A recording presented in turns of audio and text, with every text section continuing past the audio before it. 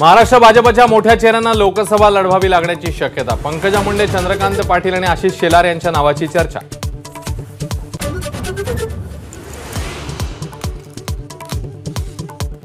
लोकसभा लढवण्याची मुनगंटीवारांना भीती। स्वतःचं वजन वापरा आणि मला भीतीतनं मुक्त करा, सुधीर मुनगंटीवारांची मुख्यमंत्र्यांकडे विनंती।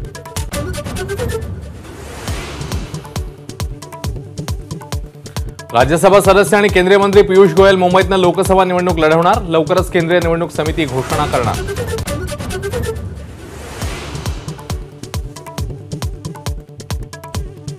महायुतीमध्ये शिंदे गट आणि अजित पवार गटाला कमी जागा मिळण्याची शक्यता। 400 पारचं ध्येय पूर्ण करण्यासाठी भाजप कोणताही प्रयोग करण्यास इच्छुक नाही, सूत्रांची माहिती।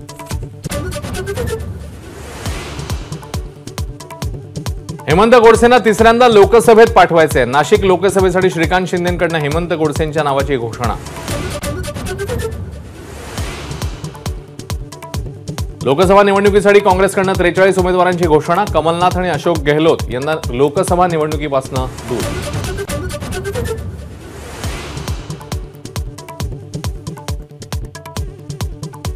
विजय शिवतारेंनी बारामतीमध्ये आम्हाला डॅमेज केलं तर कल्याणचा निकाल वेगळा लागेल। अजित पवार गटाचे नेते आनंद परांजपेंचा शिंदे गटाला थेट इशारा।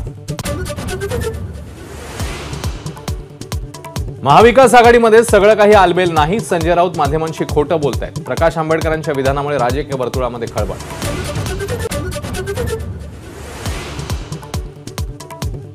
राहुल गांधींची भारत जोडो न्याय यात्रा नंदुरबारमध्ये। आदिवासी बांधवांच्या होळीत राहुल गांधी सहभागी। 17 मार्चला मुंबईतल्या शिवाजी पार्कमध्ये यात्रेचा समारोप।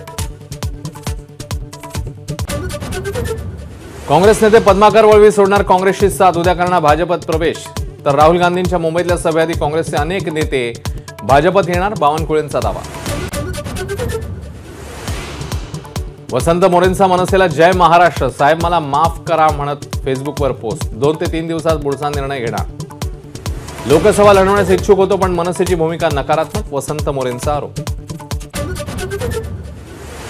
सुप्रीम कोर्टाच्या आदेशानंतर एसबीआयकडून निवडणूक रोख्यांची माहिती सादर। एसबीआयने केंद्रीय निवडणूक आयोगाला रोख्यांची यादी पाठवली।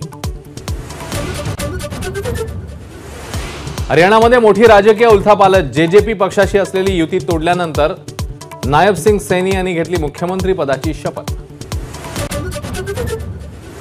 पंढरपूरच्या विठ्ठल मंदिरात 15 मार्च पासून केवळ मुखदर्शन घेता येणार। गाभाऱ्यात संवर्धनाच्या कामामुळे 1.5 महिना चरण स्पर्श दर्शन बंद राहणार। एबीपी माझा, उघडा डोळे बघा नीट।